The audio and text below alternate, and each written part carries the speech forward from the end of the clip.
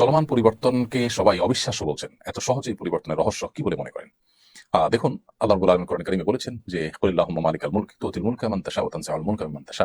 আল্লাহ রাব্বুল আলামিন সকল রাজত্বের মালিক। তিনি যাকে ইচ্ছা তাকে রাজত্ব দেন, যার কাছ থেকে ইচ্ছা রাজত্ব ছিনিয়ে নেন। এবং এই যে হঠাৎ কিছু একটা ঘটে যেতে পারে, যিনি অসীম ক্ষমতাধর মনে করছেন নিজেকে, মুহূর্তের ভিতরে আল্লাহ তাআলা তাকে ভিখারি বানিয়ে দিতে পারেন।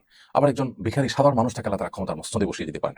আল্লাহ রাব্বুল আলামিনের এই ক্ষমতা, আল্লাহ তাআলার এই মহান অসীম কুদরতের কথা কোরআনে আল্লাহ তাআলা পরিষ্কারভাবে বলেছেন। কোরআনে কিছু কিছু আয়াত আছে যেগুলো সময়ে সময়ে এগুলোর প্রাসঙ্গিকতা এতটাই তরতাজা হয়ে ওঠে আমাদের কাছে, মনে হয় যে এই প্রসঙ্গে বোধহয় আয়াত নাযিল হয়েছে। দেখুন, আল্লাহ বলেছেন, কুলিল্লাহুম্মা মালিকাল মুলক। হে রাসূল, আপনি বলে দিন, বা হে রাসূল আপনি বলুন যে, হে আল্লাহ, আপনি মালিকাল মুলক, আপনি সকল রাজত্বের মালিক, সকল ক্ষমতার মালিক আপনি। তুতিল মুলকা মান তাশা, আপনি যাকে ইচ্ছা তাকে রাজত্ব দেন। ওয়া তানজিউল মুলকা মিম্মান তাশা, যাকে ইচ্ছা তার কাছ থেকে রাজত্ব ছিনিয়ে নেন। দেখুন, এত দ্রুত পরিবর্তন হয়ে যাবে এটা কেউই কল্পনা করেনি। কোনো পক্ষ কল্পনা, দেশে কোনো মানুষ কল্পনা করেনি।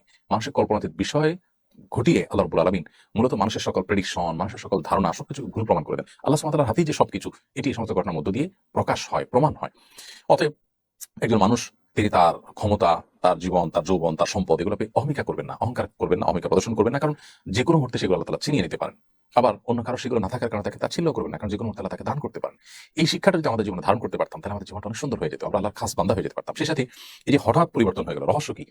রহস্য মূলত এটি যে আল্লাহ যখন ইচ্ছা তখন পরিবর্তন করেন। আমরা দেখি না যে অনেক মানুষ সুস্থ সবল স্বাভাবিক কোনো অসুবিধা নেই, হঠাৎ করে মারা গেলেন, আবার একেবারে মরণাপন্ন একটা মানুষ বেঁচে গেলেন। তো এখানে আসলে কোনো বৈজ্ঞানিক ব্যাখ্যা কাজ করে না। মূলত আল্লাহ রাব্বুল আলামিন যে সবকিছুর ক্ষমতা তার হাতে, তিনি যে সবকিছু নিয়ন্ত্রণ করেন, এটার প্রমাণ হলো এই সমস্ত ঘটনাগুলি। পাশাপাশি জুলুমের পরিণাম অত্যন্ত ভয়াবহ। আল্লাহ তাআলা বলেছেন কোরআন কারীমের মধ্যে যে, লা তাহসাবান্নাল্লাহা গাফিলান আম্মা ইয়ামালু যালিমুন, যারা জালিম তাদের ব্যাপারে আল্লাহ তাআলা গাফিল উদাসীন হয়ে আছেন এমনটি তোমরা মনে করো না। ইন্নামা ইউআখিরুহুম লিয়াউমিন তাশখাসু ফিহিল আবসার, বরং তাদেরকে আল্লাহ তাআলা সেদিন পর্যন্ত প্রশ্রয় দিয়ে রাখেন যেদিন মানুষের চক্ষুগুলো সব স্থির হয়ে যাবে, মানুষ সব দেখতে পাবে। অর্থাৎ আল্লাহ রাব্বুল আলামিন ছাড় দেন। আল্লাহ বলেছেন, ইন্নামা নুমলি লাহুম, পাপিষ্ঠদেরকে, জালিমদেরকে ছাড় দিয়ে রাখি। ইন্না কাইদি মাতিন, এরপর আমার পাকড়াওটা আল্লাহ বলছেন যে এটা অত্যন্ত শক্ত হয়, কঠোর হয়ে থাকে। জুলুম যারা করে তাদেরকে আল্লাহ দুনিয়াতে পাকড়াও করে। দেখুন, আদম আলাইহিস সালামের ছেলে যে কাবিল, সে তার ভাই হাবিলের প্রতি অবিচার করেছিল, আল্লাহ তাকে পাকড়াও করেছেন। নমরুদ ইব্রাহিম আলাইহিস সালামের প্রতি অবিচার করেছিল, আল্লাহ তাকে পাকড়াও করেছেন। ফিরআউন মুসা আলাইহিস সালামের প্রতি অবিচার করেছিল, তাকে পাকড়াও করেছেন। নূহ আলাইহিস সালামের প্রতি তার জাতি অবিচার করেছিল, তাদের পাকড়াও করেছেন। আদ সামুদ জাতি তাদের নবীর প্রতি পাকড়াও অবিচার করেছে, তাদেরকে আল্লাহ পাকড়াও করেছেন। ফিরআউন আমাদের নবী সাল্লাল্লাহু আলাইহি ওয়াসাল্লামের সাথে আবু জাহাল, আবু লাহাব বা শাইবা, তারা অবিচার করেছে। মুসলমানদেরকে প্রতি জুলুম করেছে, আল্লাহ তাদেরকে পাকড়াও করেছেন।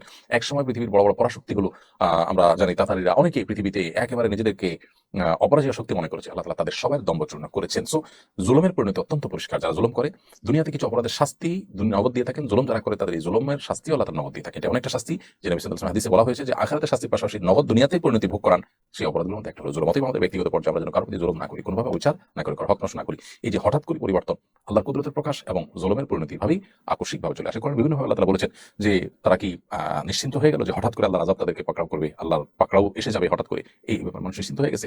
পরিস্থিতি যেটা তৈরি হয়েছে সম্পূর্ণ আল্লাহ তাআলার ফয়সালা এখানে ছিল, আল্লাহ তাআলার সিদ্ধান্ত এখানে ছিল। অতএব সেই অনুপাতেই সবকিছু হয়েছে। একজন ইমানদারের এখান থেকে শিক্ষা গ্রহণ করার এবং সেখান থেকে নিজের ঈমানকে বৃদ্ধি করবার যথেষ্ট উপাদান রয়েছে।